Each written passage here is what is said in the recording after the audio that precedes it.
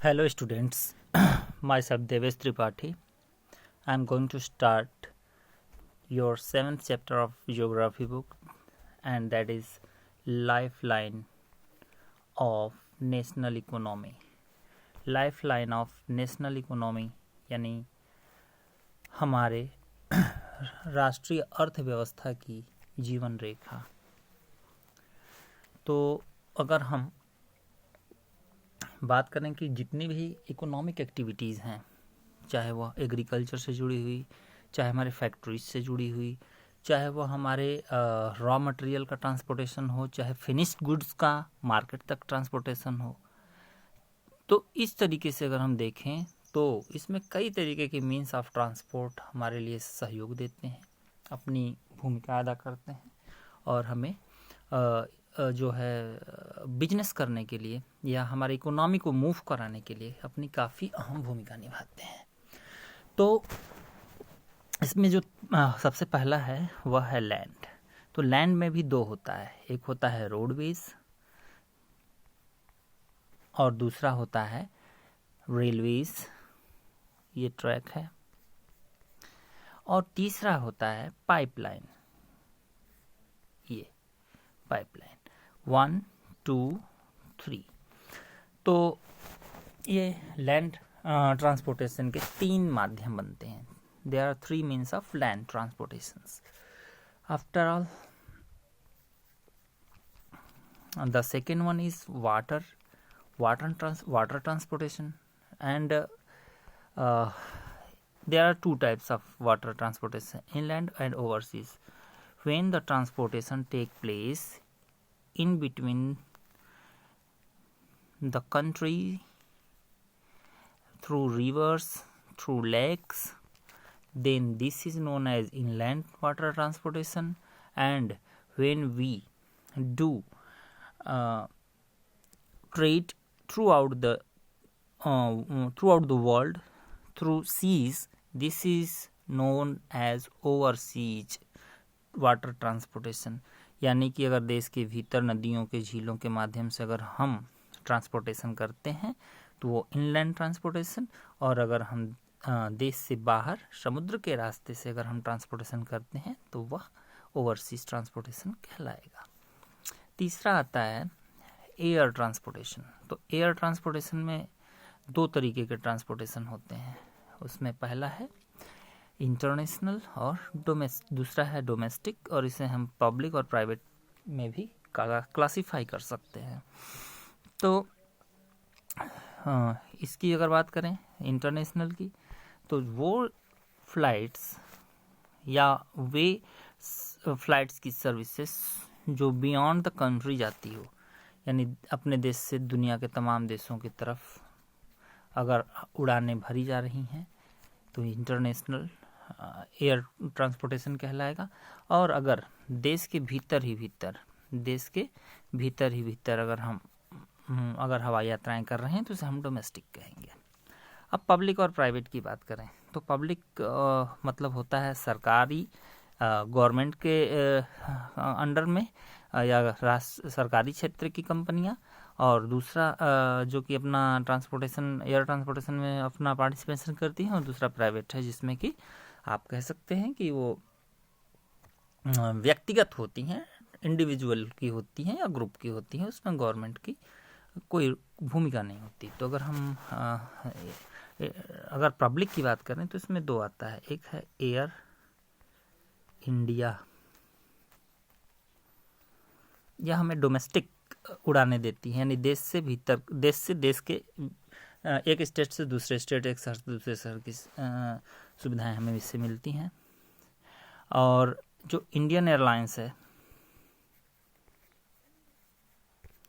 Indian airlines, इसका जो है इसका हमें इंटरनेशनल लेवल पे हमें जो है इसकी सेवाएं मिलती हैं।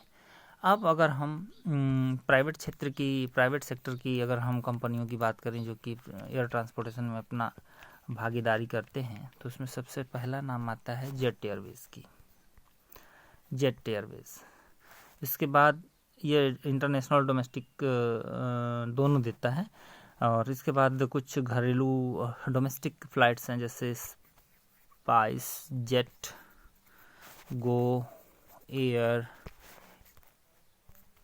इंडिगो, और ऐसे पहले किंगफिशर हुआ करती थी। तो इस तरीके से ढेर सारे जो है और भी कई हो सकते हैं जो कि अपना प्राइवेट सेक्टर का इंटरनेशनल फ़्लाइट में हमें सर्विसेज देता है। अब हम शुरुआत करते हैं रोडवेज़ के साथ। तो रोडवेज़ की अगर हम बात करें तो अगर हम टॉप क्लास की अच्छे मेटल्ड रोड की बात करें और टॉप हाईवेज़ की बात करें, तो दुनिया के जो विकसित देश हैं उनके यहाँ अच्छे हाईवेज़ हैं, लेकिन टोटल अगर हम state level, district level, national level और अपने फ्रंटियर के चारों तरफ, हमारे कंट्री के चारों तरफ जो सीमा सुरक्षा के लिए बनाए गए रोड हैं, सबको अगर हम इंक्लूड कर देंगे तो दुनिया का सबसे लंबा नेटवर्क हमारा है। लार्जेस्ट रोड नेटवर्क हमारे पास है, 2,30,000 मिलियन किलोमीटर। इतना किलोमीटर हमारे पास रोड लाइंस अवेलेबल है। और देखो क्या होता है कि अगर हम देखें तो इसका कॉस्ट ऑफ कंस्ट्रक्शन कुछ नहीं है।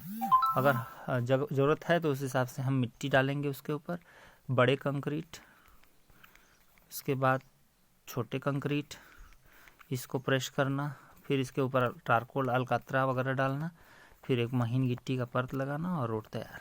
इसका रख रखाव करना बहुत आसान, बनाना आसान, और मुश्किल से मुश्किल जगह पर भी इसको बनाना आसान होता है। मोड़ हो, ढाल हो, अगर हमें पहाड़ी क्षेत्रों की बात करें तो इसके अलावा दूसरा कोई चांस ही नहीं है कि हम कोई दूसरा कंस्ट्रक्शन के बारे में सोच सकें, चाहे वो रेलवे हो चाहे वाटरवे हो, सोच ही नहीं सकते। हाँ, एयरवेज के बारे में सोच सकते हैं।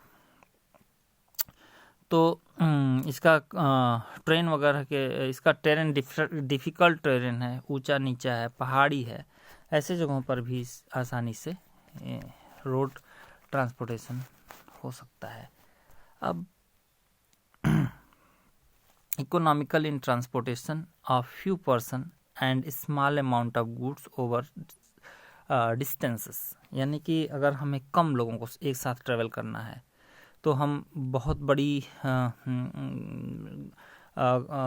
कम लोगों को, कम सामानों को एक जगह से दूसरी जगह ट्रांसफ़र करना है या फिर कम डिस्टेंस में जाना है, तो ये हमारे लिए काफ़ी सुविधाजनक होता है रोड ट्रांसपोर्टेशन। अब इसके अलावा डोर टू डोर सर्विस, जैसे कि ये घर मेरा है, यहाँ पे घर मेरा है, ये घर आपका है, हम कोई भी के कारणवश आपके यहाँ जाना चाहते हैं, कितना हो दुर्गम स्थान हो, हम घूमते टहलते आपके डोर टू डोर तो पहुँच ही जाएंगे रोड ट्रांसपोर्टेशन के थ्रू। और वाटर ट्रांसपोर्टेशन और ट्रेन और एयर में ये नहीं है, इसका डेस्टिनेशन काफ़ी दूर हो सकता है। तो इसके अलावा फिर बारी आती है provide link to other modes of transportation like railway, sea port and airport. जैसे कि यहाँ पे एयरपोर्ट हो गया आपका, ये सी पोर्ट हो गया आपका, और ये आपका रेलवे स्टेशन हो गया, ये रेलवे स्टेशन हो गया, आपका होम यहाँ है। तो यह रोड ट्रांसपोर्टेशन जो है सबको लिंक देता है, यानी कि आप रोड के ट्रांसपोर्टेशन के थ्रू ही किसी भी डेस्टिनेशन तक, किसी भी other source of mode of transportation तक एक्सेसिबिलिटी पा सकते हैं। तो इसके बाद हम लोग मिलेंगे नेक्स्ट वीडियो में, और तब तक के लिए बाय बाय।